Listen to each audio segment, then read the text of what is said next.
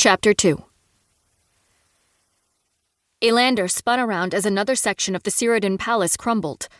A bridge between two of the towers had been compromised, struck and cracked by a wayward blast of magic, and now those towers were tilting toward one another, their sides buckling under the weight of their own impending collapse, their bricks shifting free and clattering to the ground with rapidly increasing frequency. He fought the urge to sprint for safety, instead searching the space below the towers for anyone who might be in harm's way. All of the bodies he saw appeared dead. No one left to save. The violent tinging and cracking of shattering glass and the thunder of falling stone vibrated through him, rattling his bones and making his balance sway. He gripped the sword in his hand more tightly and backed swiftly away from the towers. The air sizzled with magic and shivered with unnatural breezes. The scent of blood and other bodily fluids mingled with dust and fire, making his stomach turn and his eyes water. The sound of shouting and clashing weapons pounded into his skull, reverberating through it without mercy. There were too many enemies to count. The initial attack had been largely made up of the familiar, faceless monstrosities they'd fought in the past, the Namtar, servants of the dark god with an ability to shift and negate energy. But as the hours pressed on, more nightmarish beings had slid into the ranks. Elander recognized deadly creatures he had not seen in decades, the servants of divine enemies who hadn't walked this mortal plane in at least as long. To his right, a bird-like creature with glowing eyes and curved claw-tipped wings, resembling scythes, ripped the flesh from a fallen soldier.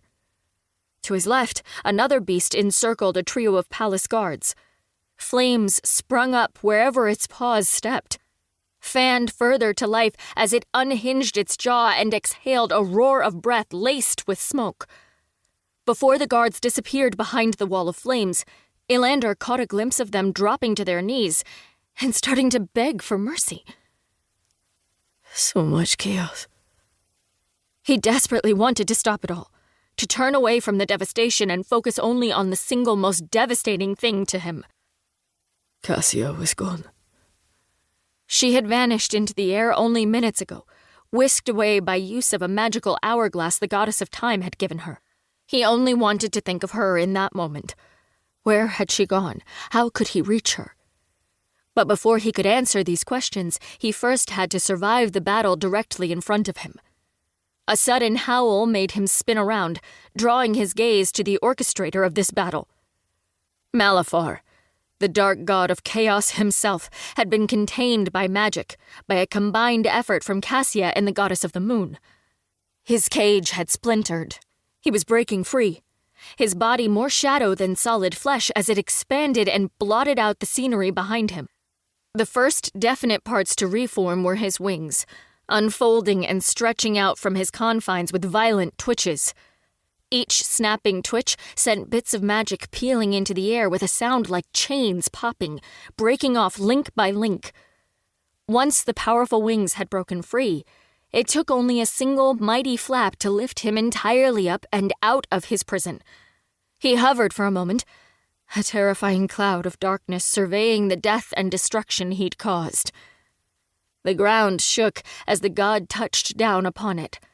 The dark armor covering him glistened like inky feathers in the moonlight as he twisted toward Elander, while simultaneously reaching for the weapon at his hip. He withdrew an obsidian blade that crackled with whitish blue light and swung it in a wild arc. A wave of shadowy energy swept outward with the motion, flattening everything around him, people and trees and man-made structures alike.